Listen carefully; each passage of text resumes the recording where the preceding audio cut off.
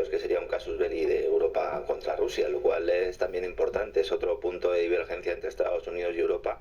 Yo entiendo que la gente esté ya un poco perdida con el tema de los activos rusos, porque esto es otro gran culebrón, y precisamente desde la propia Comisión Europea se intenta fomentar esa desinformación, o al menos que no haya un conocimiento claro, porque parece que hay varios planes. Tú has mencionado ahora dos grandes opciones sobre la mesa, con diferentes planes cada uno de ellos, porque no se puede sacar adelante ese plan original, ¿no? A ver, en primer lugar hay que decir que es muy revelador comprobar esa urgencia que tiene von der Leyen para que los países europeos den ese visto bueno a un plan de confiscación que atenta contra los principios elementales del derecho internacional.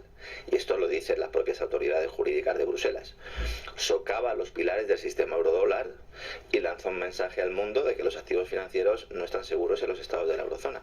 Cual, bueno, esto es algo que no es que lo diga yo, es que lo ha expresado así y sin ningún tipo de ambaje el Tesoro de Estados Unidos, que es muy consciente de que el robo de los activos del Banco Central, claro, pasar de la confiscación o de la congelación a la confiscación o la expropiación, ya estaríamos hablando de un latrocinio, estaríamos hablando de un robo, y esto supone un acto de guerra, lo cual además ha sido expresado por Estados Unidos al resto de ministros de finanzas del G7 en una reunión que se produjo el pasado lunes. Una reunión muy polémica porque Japón, que es un país que también tiene parte de estos activos, tendría aproximadamente unos 30.000 millones de dólares, valorados en 30.000 millones de dólares, mostró también su rechazo, aunque el gobierno nipón ha salido en las últimas horas a desmentir esta información que fue adelantada por el medio político. Y esto ha generado un cierto revuelo también, ¿no? No obstante, no hay ninguna duda de que Estados Unidos sí que es claro al respecto, ha avisado de las terribles consecuencias que tendría para Europa seguir adelante con esta expropiación.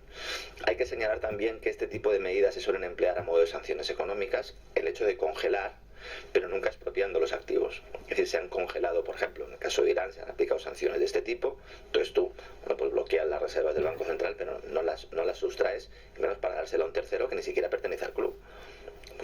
Porque yo entiendo que hay gente que a lo mejor anda un poco perdida, pero Ucrania está en la Unión Europea y Ucrania no está en la OTAN. Si Ucrania estuviera en la Unión Europea, Ucrania estuviera en la OTAN, pues a lo mejor el análisis tendría que ser distinto, ¿no?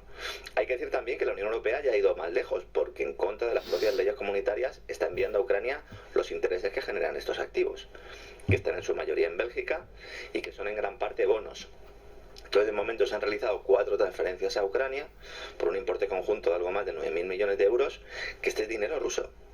O sea, ya se ha suministrado dinero procedente de los activos rusos a Ucrania. Es verdad que los intereses, pero bueno, cuando están venciendo esos bonos, Euroclear en Bélgica lo que hace es comprar más bonos, reinvierte, y eso también supondría, ¿no?, pues un acto de latrocinio, porque está tomando decisiones sobre activos rusos, está comprando o renovando sus activos cuando el Banco Central de Rusia a lo mejor no quiere por condiciones de mercado.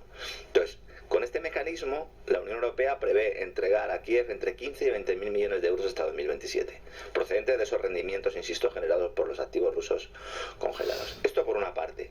Y luego está la otra cuestión, que es que von der Leyen lo que pretende es coger todo el montante, que ascendería al que está en control europeo en torno a los 210.000 millones, como garantía, como colateral, para pedir un préstamo de 140.000 millones y entregarle todo ese dinero a Kiev.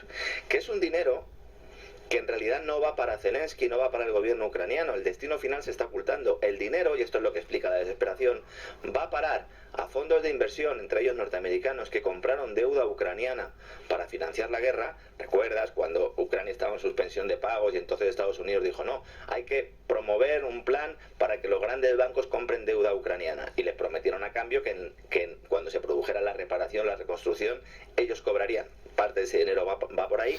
Y también para corporaciones que participarán en la futura reconstrucción, entre las cuales los principales países europeos, sobre todo Reino Unido, Alemania y Francia, quieren colocar a sus empresas. Entonces es un dinero que en realidad iría a empresas europeas y norteamericanas. Y esto es lo que explica la desesperación, porque von der Leyen, Macron y Merz necesitan ese dinero para llevar a cabo pues una serie de reformas, o para llevar a sus países a una economía de guerra que maquille el desastre de su propia gestión, ¿no? Como bien dices, estos 140.000 se han reducido a 90.000, que es la última propuesta que va a intentar sacar adelante la Comisión Europea en votación antes de que concluya el año. Y aquí viene otra cuestión, porque aquí hay que superar el veto de Bélgica y el de Hungría y el de algún otro país, modificando el programa para que sean los propios tesoros nacionales quienes respalden ese préstamo, cuya financiación correrá a cargo de deuda pública. Eurobonos. Esto no tiene nada que ver con los activos rusos. Se nos está intentando presentar como un proceso alternativo o complementario, pero no tiene nada que ver.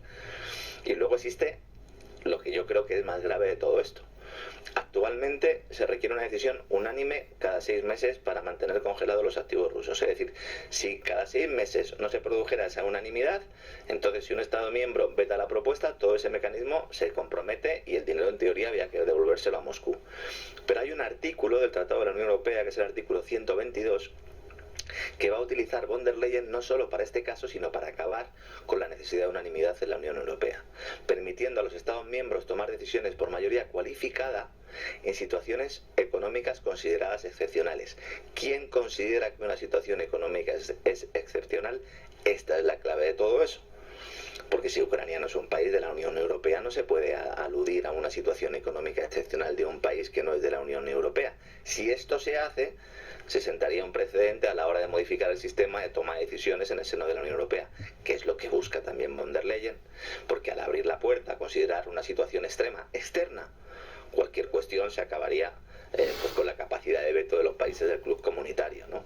Dando aún más poder a la Comisión y lastrando aún más esas debilitadas soberanías nacionales en un momento en el que Europa se está mirando al espejo y se enfrenta pues a su propia irrelevancia internacional. Por lo tanto, aquí nos estamos jugando muchísimo más que el entregar un determinado dinero a Kiev o que ese dinero se vaya a devolver. Estamos jugándonos el futuro de Europa como plaza financiera, el sistema del eurodólar y también el propio peso que pueda tener la economía europea en el ámbito internacional. Son demasiadas cosas como para tomarlas a la ligera y como para aprobar o intentar sacar adelante reformas normativas de este tipo de forma rápida y sin el beneplácito de las propias autoridades jurídicas de la propia Comisión, ¿no? Que yo creo que esto es lo más grave.